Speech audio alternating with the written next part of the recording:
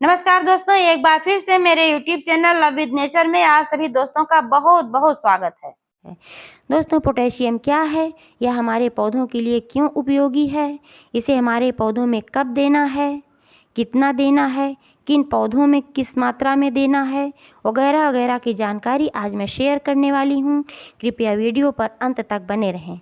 दोस्तों, आपका सपोर्ट ही मेरी ताकत है। कृपया वीडियो को ज़्यादा से ज़्यादा लाइक करें, शेयर करें और चैनल पर अभी नए हैं तो प्लीज़ चैनल को सब्सक्राइब करें। दोस्तों, सबसे पहले हम जानते हैं कि पोटेशियम क्या है। पोटेशियम कई पादप प्रक्रियाओं के लिए अत्यंत महत्वपूर्ण तत्व है। यह पौधों की ग्रोथ में बहुत ही महत्वपूर्ण भूमिका निभाता है। पोटेशियम पौधे की ग्रोथ करने वाले कम से कम 60 विभिन्न एंजाइमों को सक्रिय करता है। पोटेशियम के एंजाइम अणु के भौतिक आकार को बदलता है। यह पौधों के भीतर तरह तरह के जैविक ऋणायनों और यौगिकों को निष्क्रिय करते हुए पीएच लेवल को 7 से 8 के बीच स्थिर रखने में सहायक है, जो कि अधिकतर एंजाइम प्रक्रियाओं के लिए सर्वोत्तम स्तर है। प्रकाश संश्लेषण, पानी और पोषक तत्वों के परिवहन के लिए पोटेशियम बेहद आवश्यक तत्व है। पोटेशियम की सहायता से पौधों के आवश्यक एंजाइम्स सक्रिय होते हैं। पोटेशियम पौधों में नमी बनाए रखने में मदद करता है। पोटेशियम पूरे पौधे के भीतर जाइलम में पानी और सभी पोषक तत्वों को पहुंचाने में मदद करता है। पोटेशियम के अभाव में नाइट्रेट्स, फास्फेट, कैल्शियम, मैग्नीशियम और अमीनो एसिड का स्तर कम हो जाता है, जिससे पौधों की ग्रोथ पर सीधा असर पड़ता है।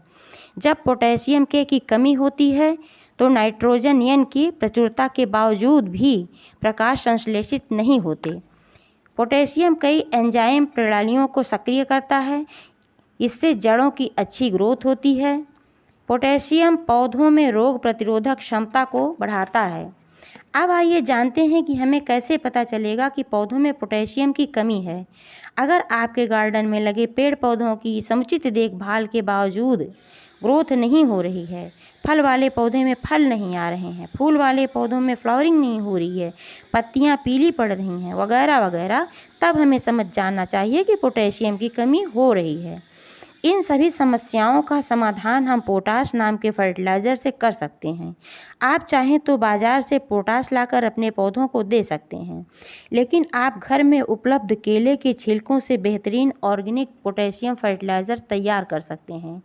केला पोटेशियम से भरपूर होता है और हम सभी के घरों में आता है, तो इसके छिलकों से बिल्कुल फ्री का पोटेशियम फर्टिलाइज़र बनकर तैयार होता है।